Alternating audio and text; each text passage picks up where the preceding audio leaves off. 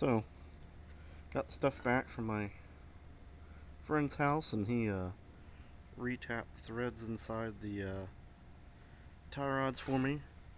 Cut the slot in there too, and also stop drilled it so that when you cut the slot in there, that it won't keep going and make a crack. So we got that done. He also drilled out the torsions. Let's see if this one's a little better looking. There we go. Drilled out the torsion there for the torsion bars for the rub screw. So now I just got to do the unfun thing and put it all back together. So I'll get working on that, and then I can put the beam back in.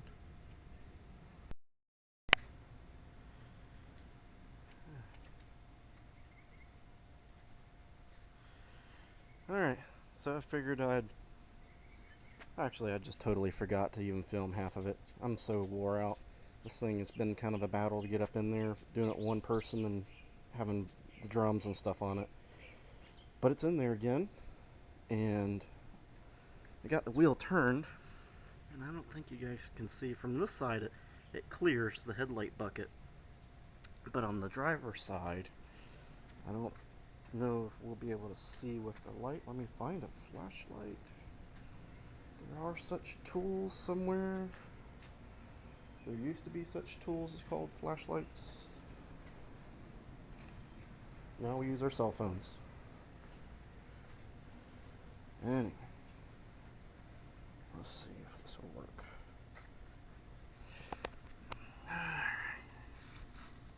It rubs the headlight bucket. Never read that will happen. I was just kind of hoping it wouldn't.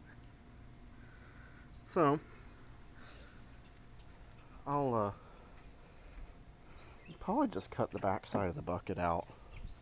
I don't even really care that much about the bucket itself. There's a spot on the headlight bucket that the headlight adjuster screws are hitting anyways, kind of making headlight adjustments crazy.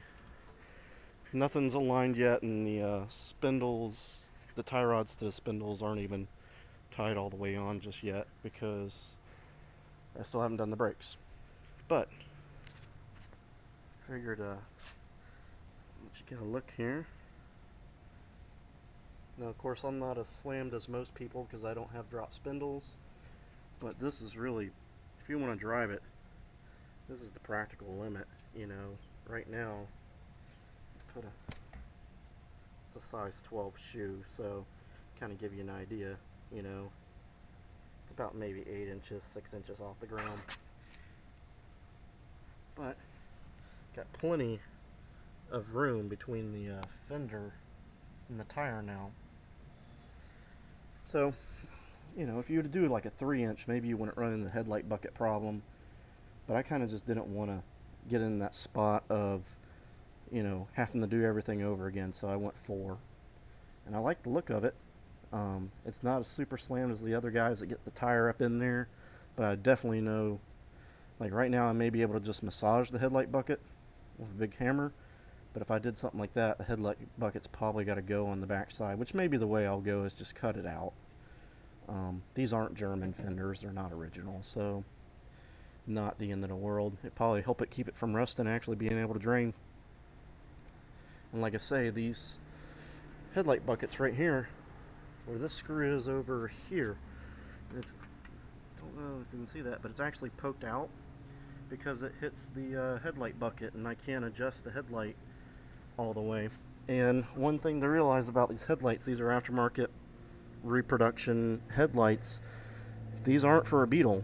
I don't know if anybody makes a reproduction for a Beetle, but a Beetle had them down here on the bottom.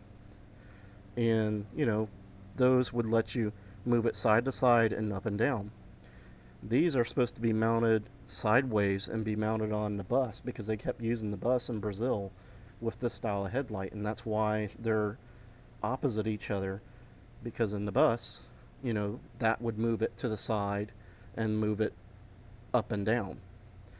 And, you know, so it kind of fits in there. It just doesn't work, especially on a slam Beetle like this. On lower the car, it doesn't really shine as far straight out as front as I would like.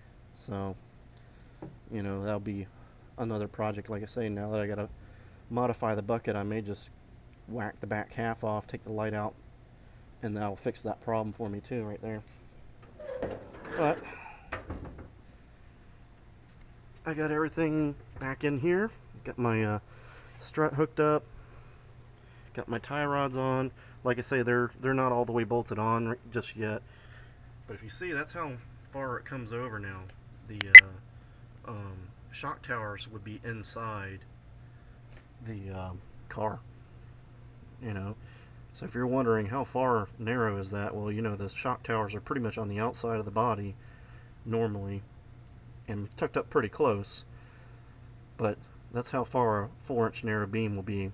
You'll see the shock towers inside underneath the gas tank. And I think when people go 6-inch or a little narrower than that, they're able to usually put the shocks underneath the gas tank if they cut little notches out.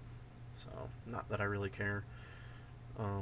This side has always had an issue with that top arm. That was the hardest arm to get off, and kind of giving me issues again. It wants to bind or stick. I don't think the bushings are that great a shape inside the beam, so I'll just have to keep playing with that. But the theory was I'd jump right on to doing brakes, but I'm going to take a little bit of a break, and I got some other things I got to go do anyway, so I'll be back, and I don't know, maybe I'll start tomorrow doing some brake stuff. We'll start pulling the backing plates and stuff off, the master cylinder. I'm going to have somebody come help me with the master cylinder, because this is a bus style, and it has nuts on this side.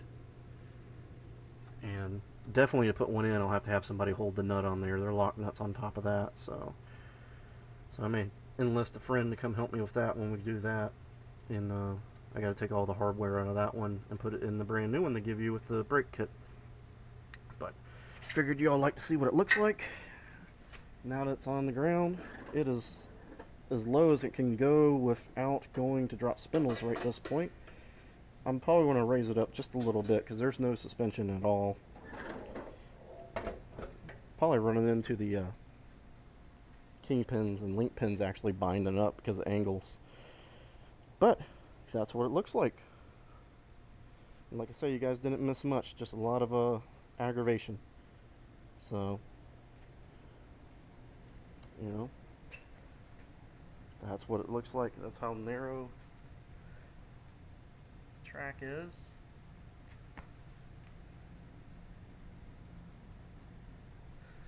Four inches is pretty good. It's pretty drastic.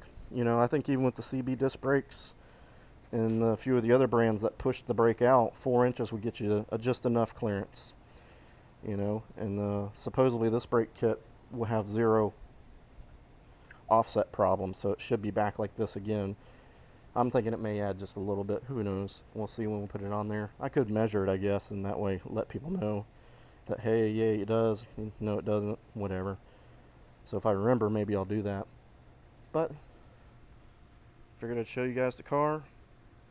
It's been a lot of work and more or less a lot of traveling, because my buddy lives about 40 miles away that has the machine shop tools that did the springs and stuff like that, and I took a few extra little trips up there just out of my way anyway, but trying to drop stuff off so he'd get it done early in the morning so I'd come back here and whatnot and get done, you know. So I think that's mostly why I'm tired. Really not the work. It wasn't the work it's hard, it's just the aggravation.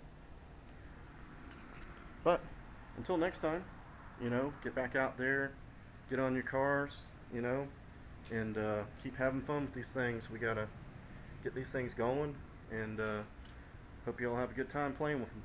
See you later.